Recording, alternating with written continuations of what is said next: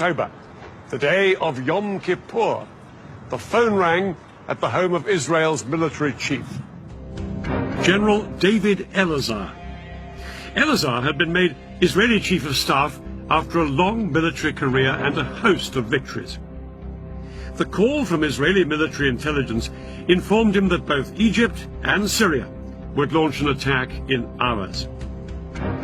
Elazar's immediate thought was to send his air force to hit the Arabs before they had a chance to strike. But that decision could only be taken in the halls of power by Israel's politicians, and ultimately that meant one person, Israel's Prime Minister, Golda Meir. This 75-year-old was seen as the Iron Lady of Israeli politics, but she said no to airstrikes. She argued that if Israel was to win international support after the Six-Day War, it had to be seen not as the aggressor, but the victim. Elazar was appalled at his leader's reaction. He was only given permission to mobilize a fraction of the reservists he needed, and yet, within a few hours, his country would face invasion on two fronts. Egypt and Syria were poised to launch their attack.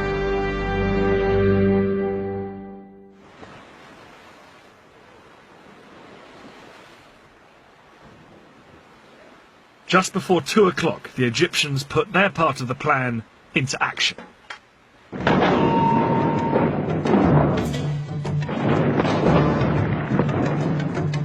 Their assault across the canal on the forts of the Bar Lev line was such a momentous event in Egyptian history, it was later restaged for the cameras.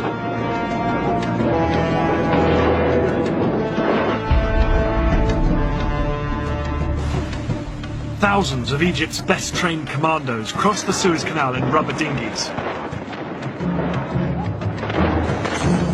They landed on the east bank in the gaps between the forts of the Bar Lev line. The Egyptian commandos then scrambled up the high sand ramparts. They attached rope ladders to make it easier for the soldiers following on behind them.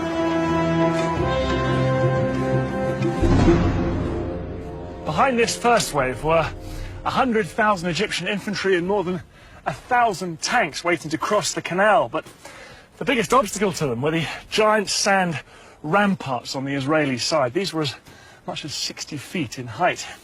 It was impossible for the Egyptian tanks and heavy artillery to climb up and over them.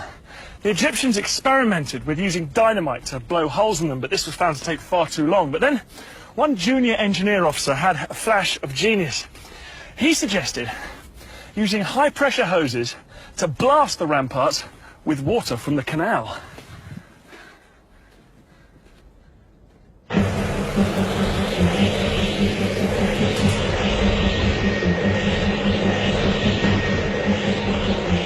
It was an extraordinary idea which would have to work if the entire Egyptian assault was to be a success. 4 hours into the attack, and with fighting raging around them, the Egyptian engineers finally broke through the ramparts, and the first tanks started to pour through. I never believed I would see the day when I was in Sinai. But this was actually Sinai.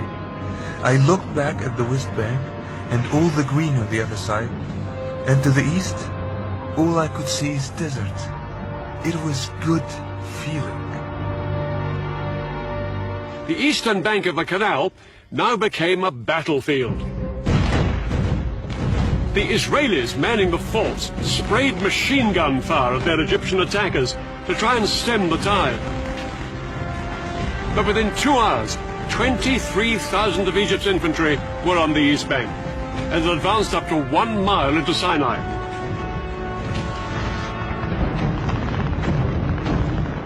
The fort was surrounded by Egyptian forces and was under constant fire.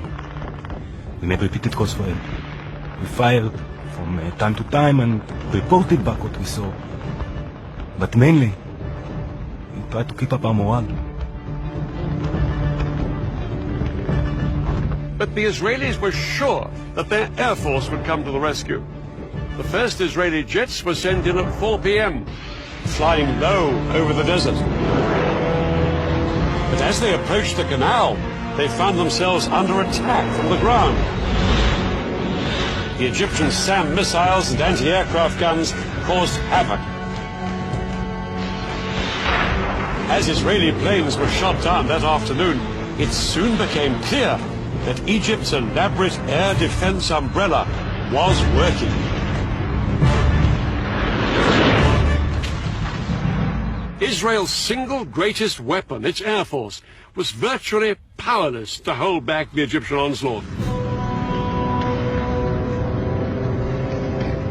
The most immediate hope for the Israelis surrounded in the fort were Israeli tanks stationed just a few miles away.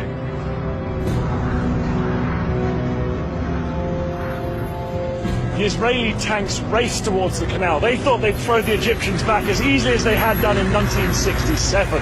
But as they got closer, they found themselves coming under attack from a weapon they'd never faced before.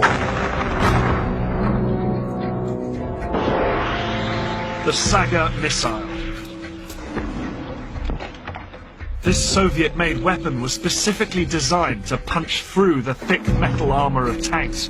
Yet it was small enough to be carried onto the battlefield in a backpack. Unlike bigger anti-tank guns, the Saga could be set up in moments. This lightweight piece of kit was made all the more lethal because the missile could be steered onto its target. 1973, the Saga was turning the Sinai into a tank graveyard. The tanks, which were the pride of Israel's army, were being destroyed by Egyptian infantrymen. Israel had begun the war with around 300 tanks in Sinai. By the end of the first 36 hours, they'd lost approximately half of this number. Things were critical for the Israeli soldiers in Sinai.